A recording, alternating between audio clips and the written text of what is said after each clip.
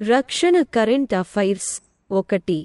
భారత వైమానిక దళం ఐఏఎఫ్ మరియు భారత నావికాదళం rampage long range supersonic air 2 ground క్షిపణిని ప్రవేశపెట్టడం ద్వారా తమ పోరాట సామర్థ్యాలను పెంచుకున్నాయి. ఇరాన్ లక్ష్యాలకు వ్యతిరేకంగా ఇజ్రాయెల్ వైమానిక దళం గతంలో కార్యకలాపాలు నిర్వహించింది. భారత వైమానిక దళంలో హైస్పీడ్లో డ్రాగ్ మార్క్ 2 అని పిలువబడే ఈ క్షిపణి 250 కిలోమీటర్ల వరకు అద్భుతమైన పరిధిని అందిస్తుంది. 2 సూపర్సోనిక్ క్షిపణి సహాయక విడుదల టార్పెడో స్మార్ట్ వ్యవస్థ యొక్క విజయవంతమైన విమాన పరీక్షతో భారతదేశ జలాంతర్గామి వ్యతిరేక యుద్ధ సామర్థ్యాలను పెంపొందించడంలో defence research and development organisation DRDO ఒక ముఖ్యమైన మైలురాయిని సాధించింది. ఈ తదుపరి తరం టార్పెడో డెలివరీ సిస్టమ్ను మే 1, 2024న ఉదయం 8:30 గంటలకు ఒడిశా తీరంలోని డాక్టర్ ఏపీజే అబ్దుల్ కలాం ద్వీపం నుండి విజయవంతంగా పరీక్షించారు.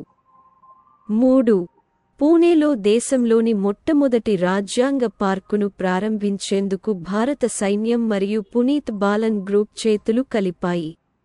లెఫ్టినెంట్ జనరల్ అజయ్ కుమార్ సింగ్ నేతృత్వంలో జరిగిన ఈ వేడుకలో 2047 నాటికి భారతదేశాన్ని అభివృద్ధి దిశగా నడిపేందుకు రాజ్యాంగంలో పేర్కొన్న వారి విధులను పౌరులు గౌరవించడం యొక్క ప్రాముఖ్యతను నొక్కి చెప్పారు. 4 ఫ్లయింగ్ వెడ్జ్ డిఫెన్స్ బెంగళూరుకు చెందిన డిఫెన్స్ మరియు ఏరోస్పేస్ టెక్నాలజీ సంస్థ ఇటీవలే ఫార్వర్డ్ 200B భారతదేశ ప్రారంభ స్వదేశీ బాంబర్ మానవరహిత విమానాన్ని వెల్లడించింది. వ్యయ సమర్థత మరియు స్వావలంబనపై దృష్టి సారించి వినూత్న రక్షణ పరిష్కారాలలో భారతదేశాన్ని అగ్రగామిగా నిలపాలని సంస్థ లక్ష్యంగా పెట్టుకుంది. 5 ఎయిర్ మార్షల్ నగేష్ కపూర్ భారత వైమానిక దళంలో training command TC air officer commanding in chief OCNC గా బాధ్యతలు స్వీకరించారు. 3400 గంటలపాటు విమాన ప్రయాణం చేసిన అనుభవంతో అతను డిసెంబర్ 1986లో ఫైటర్ స్ట్రీమ్లోకి ప్రవేశించాడు. 6 ఉజ్జీవన్ స్మాల్ ఫైనాన్స్ బ్యాంక్ తన మేనేజింగ్ డైరెక్టర్ మరియు చీఫ్ ఎగ్జిక్యూటివ్ ఆఫీసర్ MD మరియు CEO గా సంజీవ్ నౌటియల్ను 3 ఏళ్ల పదవీ కాలానికి నియమించినట్లు ప్రకటించింది. ఇది జూలై 1, 2024 నుండి అమలులోకి వస్తుంది. 7 వీసా గ్లోబల్ డిజిటల్ చెల్లింపుల ప్లాట్ఫారం భారతదేశానికి కొత్త కంట్రీ మేనేజర్గా సుజయ్ రైనాను నియమించినట్లు మంగళవారం ప్రకటించింది. ఈ పాత్రలో భారతీయ మార్కెట్లో వీసా యొక్క వ్యూహాత్మక కార్యక్రమాలకు నాయకత్వం వహించడం మరియు అమలు చేయడం, క్లయింట్లతో భాగస్వామ్యం చేయడం మరియు విస్తృత చెల్లింపుల పర్యావరణ వ్యవస్థకు రైనా బాధ్యత వహిస్తారు.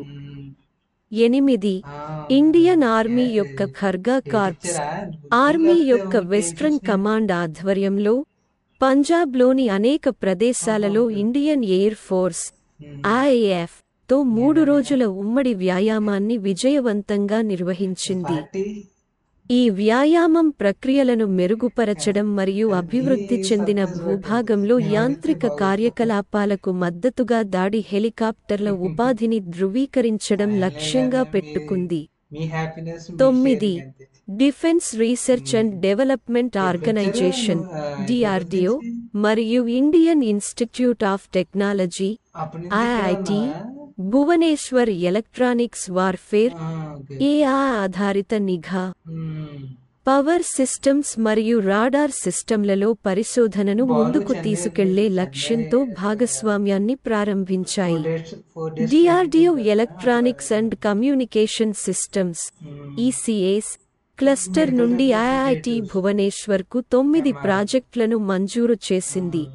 అదనంగా 7 ప్రాజెక్టులు ఆమోదం కోసం వేచి ఉన్నాయి. నిధులలో 18 కోట్ల రూపాయలు మద్దతు ఉంది. 10 vice admiral Sanjay Bhalla, AVSM, nanometre, 35 సంవత్సరాలకు పైగా విశేష సేవలందించిన అనుభవజ్ఞుడైన నావికాదళ అధికారి. మే 10, 2024న భారత నావికాదళం యొక్క చీఫ్ ఆఫ్ పర్సనల్గా కీలక పాత్రను స్వీకరించారు. అతని విస్తృతమైన కెరీర్లో సముద్రం మరియు ఒడ్డున ఉన్న అనేక సవాలు మరియు నెరవేర్పు నియామకాల ద్వారా గుర్తించబడింది.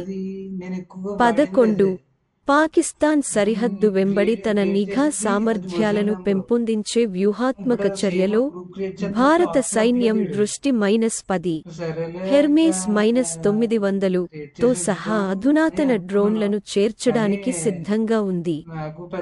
మే 18న హైదరాబాద్లో ఇండక్షన్ వేడుకకు షెడ్యూల్ చేయబడింది.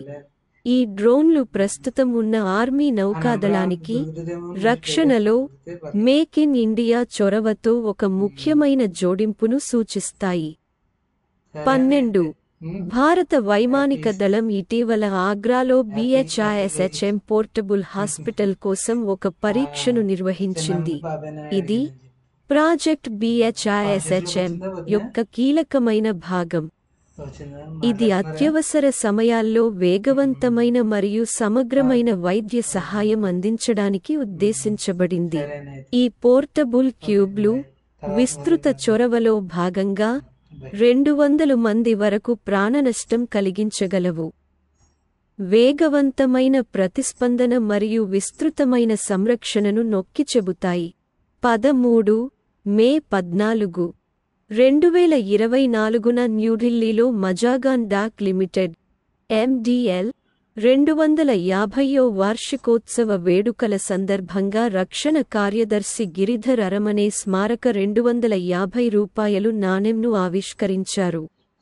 MDL హోస్ట్ చేసిన ఈ కార్యక్రమం 1774లో డ్రై డాక్ నుండి రక్షణ మంత్రిత్వ శాఖ ఆధ్వర్యంలోని ప్రధాన నౌకాదళ షిప్యార్డ్గా పరిణామం చెందడాన్ని గుర్తుచేసింది.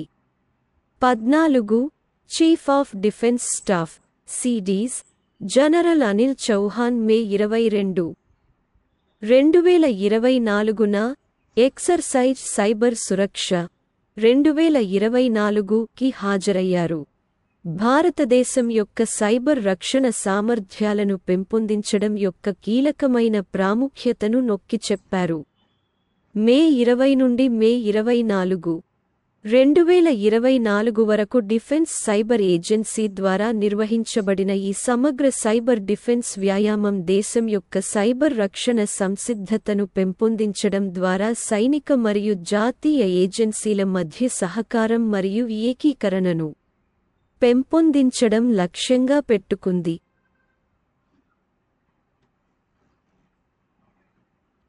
15 హైడ్రోజన్ ఫ్యూయల్ సెల్ బస్ సాంకేతికత యొక్క ప్రదర్శన ట్రయల్స్ కోసం Indian oil corporation limited IOCL తో ఇండియన్ ఆర్మీ చేతులు కలిపింది.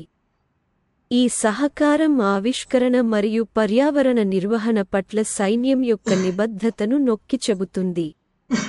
16 చెన్నైకి చెందిన startup Agnikul Cosmos single piece 3 dimensional 3D printed ఇంజన్తో ప్రపంచంలోనే మొట్టమొదటి స్పేస్ రాకెట్ను విజయవంతంగా ప్రయోగించడం ద్వారా విశేషమైన ఘనతను సాధించింది.